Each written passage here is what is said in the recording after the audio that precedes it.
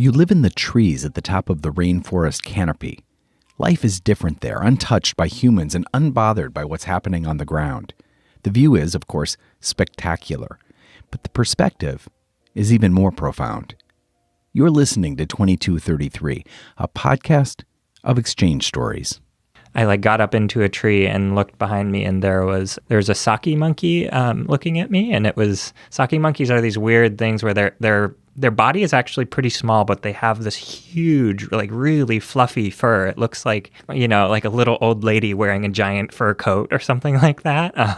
It's like that feeling where that something's looking at you, and then you turn around and so like this creepy looking monkey just like staring at you.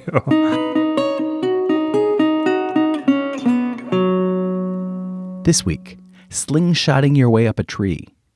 Monkeys, wasps, snakes, and other delights. And not really draining the swamp. Join us on a journey from Minnesota and California to Ecuador and Malaysia to study life from the highest tree limbs. It's 2233.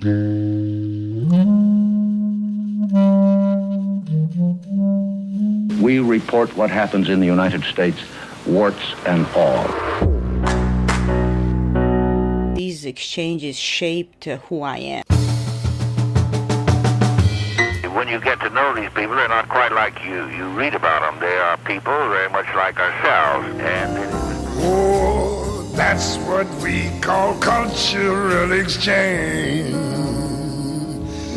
Ooh, yes. My name is Kevin McLean. I am originally from Minnesota, but I live in California. I was a Fulbright National Geographic Digital Storytelling Fellow from 2016 to 2017, and I spent my year split between Malaysia and Ecuador.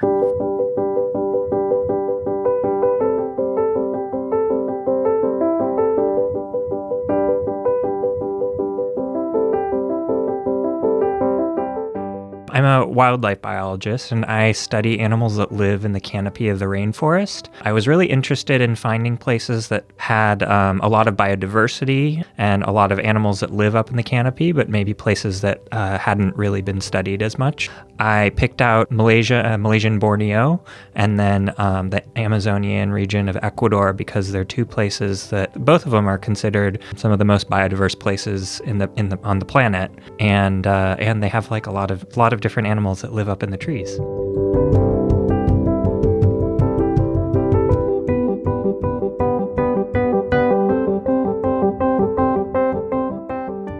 On the one hand, I sort of knew what to expect in terms of the research, but I had never worked in those forests. In Malaysia, it was really, really amazing when I got there because just like the way that those forests look are so much different than a lot of other parts of the tropics. They have like a lower canopy that's really connected. There's lots of like squirrels and stuff and monkeys and everything that climb on these branches that are all connected to each other.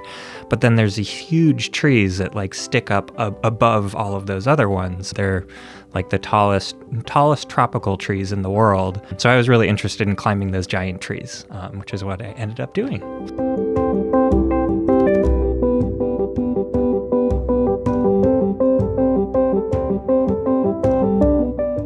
In order to get up into the trees, I use a slingshot that shoots a little weight bag attached to a string. So I have to get that weight bag over a big branch, a branch that's big enough to hold me, and then I can use that string to pull my rope over, and then I tie my rope to another tree back on the ground, and I can climb up the other end of that rope. So I'm like okay with the slingshot, pretty good, I would say, but it's like a long process sometimes. There's not a lot of room for error in terms of getting to the right branch.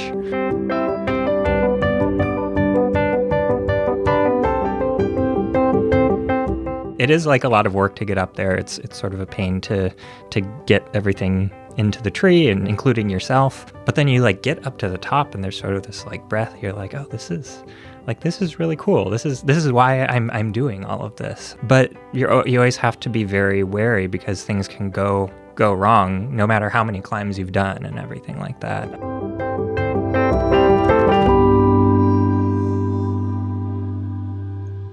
There are definitely times when it feels like the entire forest is sort of working against you in different ways. I had one day in Ecuador. So I spent probably, I don't know, 3 or 4 hours trying to get a line into one tree and never ended up getting it. And so I went on to the next one, shot the line in really quickly, pulled my rope over. When you start climbing up, you do what's called a bounce test, where you and often another person will grab the rope and you like pull on it as hard as possible so that you can like get, see if that branch is going to hold. So we did that, and then I started climbing up. I got like 10 feet up the rope maybe, and I heard a crack. And then all of a sudden, I was only like 2 feet off the ground.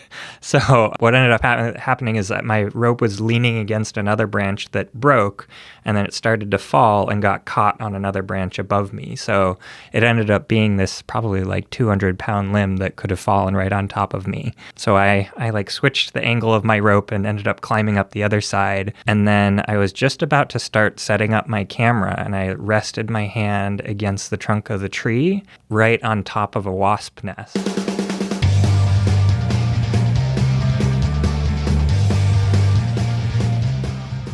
And it was like out of a cartoon, where like this like jet of wasps starts like streaming out from under my hand basically, and they're like all over my face, all over my ears. I'm like wearing a helmet, so they're like buzzing inside of the helmet too, and I just had to like close my eyes and like come down the rope. And my first climbing instructor made us do everything with our eyes closed all the time, and all of a sudden it made more sense why he made us do that.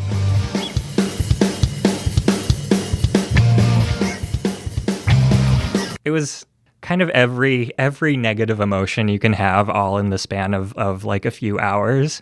And I came out of the tree and I just like sobbed on the trail. I like couldn't handle all of like everything that had happened.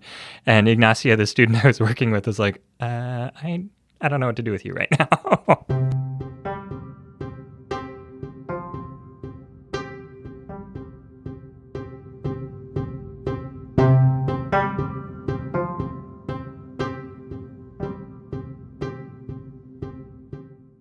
It is physically a different view of a forest. To be up in the trees like that, it's not lost on me that like very few people will actually have that perspective. And part of what I was really interested in doing is sharing that to some extent, either through my writing, through photography, through just like talking about that process. But I also like brought a bunch of people up in the trees with me. I had 2 like complete sets of climbing gear. So over the course of the like 5 or 6 months I was in Ecuador, I brought probably 40 or 45 people climbing with me, students and other researchers, some of the staff from the research station. One of the cooks really wanted to go climbing with me.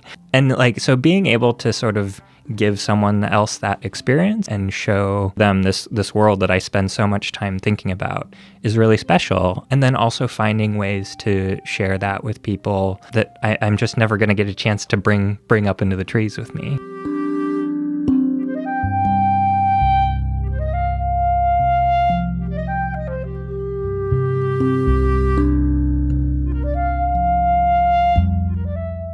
There was one of the trees I climbed several different times in Ecuador. I went up there and there was a group of capuchin monkeys, which they're not huge. They're like the size of a cat or so. They were in a tree nearby, but pretty far in terms of like they couldn't get to me. They were behind all these leaves, and then they would like pop their faces out, and they do these sort of threats where they kind of like show their teeth and like do these little like threat displays. So every so often these little monkeys would like pop out and like bare their teeth at me and then hide back in the trees, and then they'd pop out again from another spot and like and threaten me and stuff.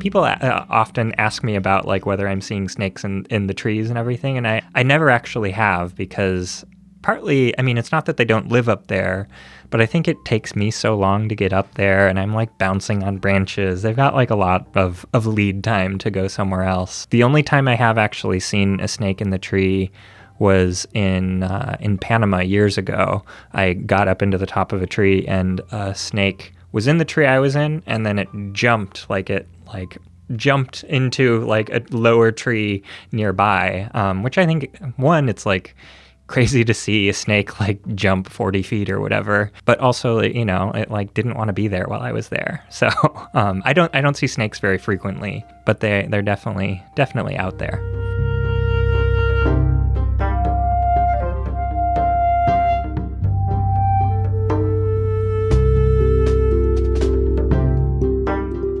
The first place we went, the first station I went to in Malaysia, I was on a bus, and so all of my stuff was underneath. When we were taking the bus down to the forest, the durian was in season, which is a very smelly fruit that's quite famously, you know, banned in hotels and airports and stuff like that. But it's a very unique taste and texture, and I actually really enjoy it. But there was a stand on the side of the road that was selling durian, and so they stopped the bus, and like all these people got off and like bought all the durian they could, and they weren't allowed to bring it onto the buses with where the seats are.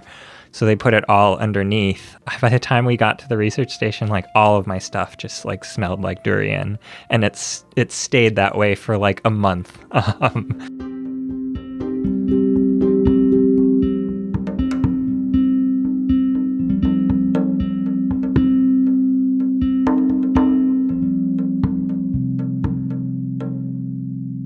I arrived in Malaysia in like September of 2016. So I was abroad during the election, and I had like, you know, all of us had gone through the process of figuring out how to vote from abroad, and that is its own adventure in itself. And then I was on my way to the research station when the election was actually happening. You know, it was like huge global news. I think every election, I'm always shocked at how much the rest of the world is really paying attention, because it feels so self-centered to imagine that the rest of the world is watching our election. But everywhere I went, people they would hear my accent, and then they would ask me about the election. I was at the station. It's this research station in the middle of the forest called Danam Valley. So I didn't have a lot of contact with, you know, what was going on with friends or family or news or anything. So I really relied on tourists that would come into the station and sort of fill me in on what was going on back in the States, like other parts of the world and stuff. There was this Swedish couple that came maybe like a week or so after the election, and I just, you know, asked them what was going on, what they had heard. And they told me that they were planning to shut down Everglades National Park.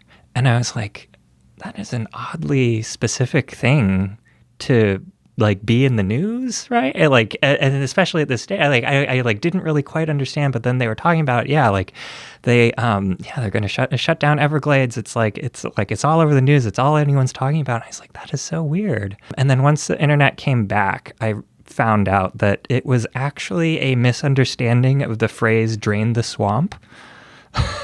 So, you know, I mean, it's a very famous swamp, right?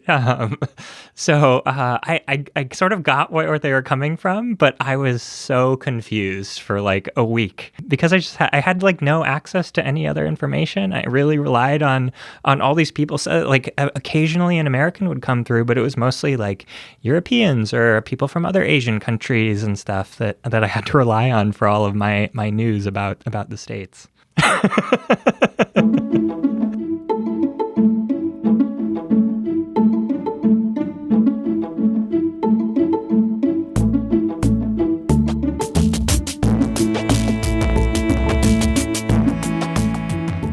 A couple months before I left for Malaysia, I had gotten married, and so my husband was in school at the time, so he wasn't able to come with me. And so a few weeks after getting married, like he went off to Alaska for a clinical rotation, then I left for Malaysia. Opposite ends of the world for sure. And so he was able to come and visit me over the holidays, over like Christmas and New Year's and stuff. And he came with me out into the field. You know, I sort of brought him out there, and under the false impression that I just wanted him to see where I had been working, which is true. It's like, it is really, you spend so much of your life in these places and you want the people that are close to you to see them. So I did want him to see the station, but I also had a lot of work that had to get done. I had like all these cameras that had to get collected. I had to set up a whole bunch of other ones, and I knew I had at least like one really, really rough day in the field and then a bunch of other ones following. So I brought him out there and he was really excited. He just to see the station and the forest and stuff. And we started the day really early and went out to the farthest camera. And when we got out there, we saw there was an orangutan, like a mother with her infant on her belly. You just don't see, there's not many places in the world that you can see orangutans at all. And then even at this station, it's pretty rare to see them out there. So to just like see an animal like that, such a like an iconic representation of these kinds of forests and stuff, and to have somebody that's important with me for that was really great. So that's something that I know both of us will always remember.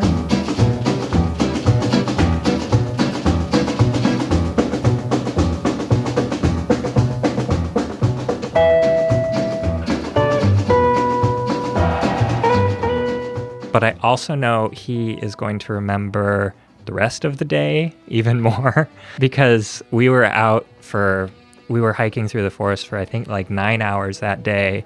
It was hot. It's muggy. In Southeast Asia, they have leeches they're like land leeches that like crawl up your boots, and then they bite you through your clothes and all that sort of stuff. And he was like battling the heat and the leeches and the humidity, and it's just like it's hard terrain to walk on, and he didn't quite have the right shoes, which is sort of my fault too. And so over the course of the day, like, he was just exhausted. I looked at him and I was like, that is not a color I've ever seen a human face. He ended up losing both of like the toenails on his big toes because they had been like pounding into rocks so much. But we have this great photo of at the end of the day after his sort of like deathly coloring went away, where we at the end of the day you have to cross a river to get back to the station, and it's so hot, and even though you're like carrying a lot of like very heavy and expensive equipment, it's like the most refreshing thing in the world to cross that river. And so we have this great picture of us at the end of this like really long day crossing the river and everything, and he's all smiles at that point, but it was a really, really rough day. And he ended up staying at the station for the rest of the days we were there.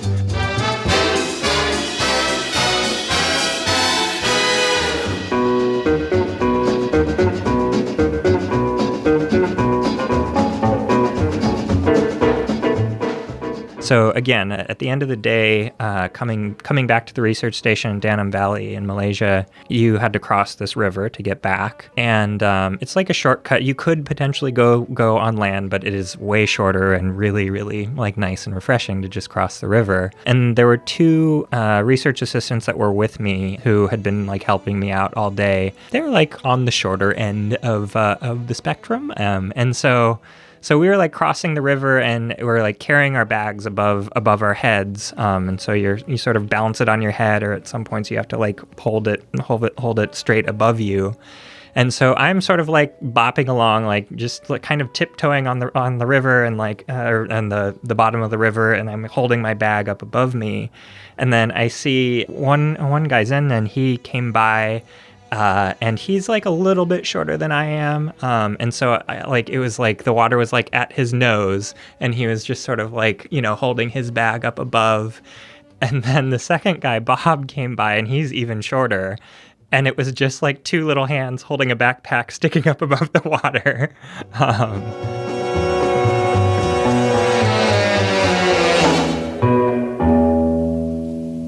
Every time you go to a new research site, you really have to get to know it better, and just sort of on a base level of the kind of work that I do. Like I am studying an area of the forest that we don't really know a lot about because it's really inconvenient to do work up in the canopy. So there you are in a way also feeling like a foreigner, because you get up there and, all of a sudden you see the forest from a completely different perspective. You suddenly like see birds flying below you, and, you look across to another tree and there's like monkeys staring at you, like not knowing what to do with you. Yeah, I mean, there's a lot of feeling out of place, especially at the beginning, and then over the course of 2, 3, 4 months of going back to these same places, climbing into the same trees, like going to the same research stations, you get to know people, you get to know the place, you get to know the forest a lot better. So that by the end of it, I realized how much I had actually gotten accustomed to it and really gotten to know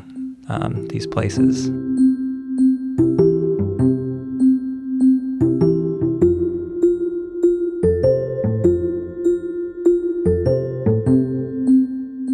When I think about Malaysia, I definitely think about Danam Valley and the Danam Valley Field Center. It is just like in this like beautiful sort of pristine forest. You know, in some ways, it was a place that I was the most isolated because I didn't have a lot of contact in terms of internet or anything like that. I didn't know as many people there, and there were just fewer researchers there at the time. So I was there on my own quite a bit, but it is just like this sort of iconic place. When I think of like a forest in Borneo, that's what I think about. You know, it's one of the few places where you can see orangutans just like wandering through the forest, like in their natural environment. There are elephants that came through every so often, which causes some problems with like people's research equipment and stuff, but it just like feels like this very wild, remote place. Similarly, in Ecuador, almost all of my time was spent at these 2 research stations that were around Yasuni National Park. Yeah, I think about like I had to go in like back and forth between those stations a number of times to set up cameras and collect them and everything. And it's a 2-hour boat ride from one station to the next. On that boat ride, we saw like giant river otters and like freshwater dolphins, and you know, it's just like a sort of another reminder that there are really like wild places left out in the world, and that's part of why we do this kind of research, is to make sure that we understand those places and can preserve those places. And when I think about my best experiences or favorite places, those are the ones that come to mind. But they're also like where I got attacked by wasps and leeches and all these other things. So it's like a lot of mixed emotions. So.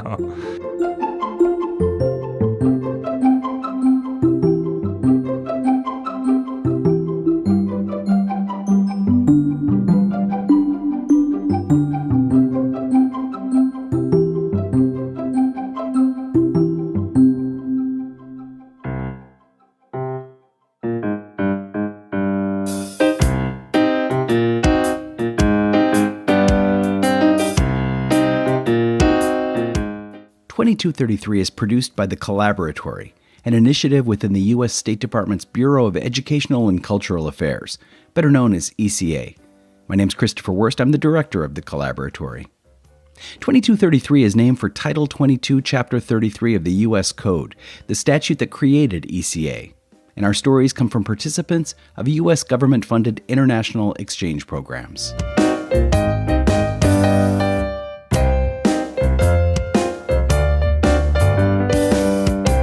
This week, Kevin McLean reminisced about his time as a Fulbright National Geographic Fellow. For more about Fulbright and other ECA exchange programs, check out eca.state.gov. We encourage you to subscribe to 2233. You can do so wherever you find your podcasts, and we'd love to hear from you. You can write to us at ecacollaboratory@state.gov. That's ecacollaboratory @state.gov. Photos of each week's interviewee and complete episode transcripts can be found at our webpage at eca.state.gov/2233. Special thanks this week to Kevin for sharing his passion about nature's untouched places. Ana Maria Senatin did the interview, and I edited this segment. Featured music was Brass Buttons and Curio by Blue Dot Sessions, Battle Normal by Boxcat Games, Pretty and Cruddy Beat and Proliferate by Poddington Bear, and Caravan by Ralph Maudery and his orchestra. Music at the top of each episode is Sebastian by How the Night Came, and the end credit music is Two Pianos by Tagir Lius. Until next time.